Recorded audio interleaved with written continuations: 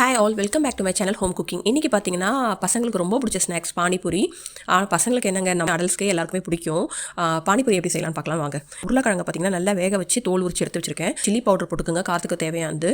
வெங்காயம் நிறைய நல்லா நைஸாக நறுக்கி போட்டுக்கோங்க. கொத்தமல்லி இதுக்கு தேவையானது நல்லா கலரி அதுக்கு தனியாக க்ரீன் சட்னி ரெடி பண்ணுறதுக்கு வந்து கொஞ்சம் சின்ன துண்டு இஞ்சி, உங்களுக்கு இப்போ 2 பச்சை மிளகா, நான் கொத்தமல்லி புதினாவும் இதில் வாஷ் பண்ணி நல்லா கழுவி எடுத்து வச்சுருக்கேன். இதையும் இது கூட ஆட் பண்ணி நல்லா தண்ணி ஊற்றி நான் அரைச்சி எடுத்துக்க போகிறேன். இது கூட பார்த்தீங்கன்னா வந்து சாட் மசாலாவும் உப்பும் ஆட் பண்ணிக்கோங்க. கூட மேலே கொத்தமல்லியும் லைட்டாக தூவி அடிச்சிருக்கேன். புளி வந்து சின்ன சைஸ் புளிங்க. உங்களுக்கு இது வந்து புளிப்பு எவ்வளோ தேவையோ அதுக்கேற்ற மாதிரி புளி ஊற வச்சுக்கோங்க. நான் சுடுத்தண்ணியில் தான் ஊற வச்சுருக்கேன். சுடுத்தண்ணியில் ஏற்கனவே ஊற வச்ச டேட்ஸு உள்ளே இருக்கிற சீடை எடுத்துட்டு நீங்கள் வந்து உள்ள இந்த புளியோடு சேர்த்து அரைச்சிருங்க. நல்லா கொதிக்க வச்சுட்டு அதுக்கப்புறம் சேர்த்து அரைச்சிருங்க. அது நல்லா சாஃப்டாகிடும். உங்களுக்கு நல்லா வந்து ஸ்மூத்தாக அரைக்கும் போது பார்த்திங்கன்னா நல்லா ஸ்மூத் பேஸ்ட்டாக வரும்.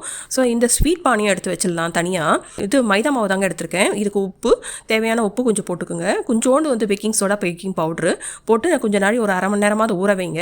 ரொம்ப மெலிசாக தரட்ட வேண்டாம், கொஞ்சம் லைக் நம்ம பூரிக்கு தரட்டுற மாதிரி எடுத்து வச்சுப்போம். இதுக்கு மேலே வந்து சின்ன மூடியை வச்சு நான் அழகாக அந்த சைஸ்க்கு ஏற்ற மாதிரி நான் கட் பண்ணி வச்சுருக்கேன். கொஞ்சம் மீடியமாக வச்சு, ஏன்னா அது நல்லா அப்போ தான் மேலே கிறிஸ்பியாகவும் உடைக்கிறதுக்கும் ஈஸியாக இருக்கும். இப்போ மேலே நான் உடச்சிட்டு அதுக்குள்ளே பார்த்தீங்கன்னா பொட்டேட்டோ ஸ்டஃப் பண்ணியிருக்கேன்.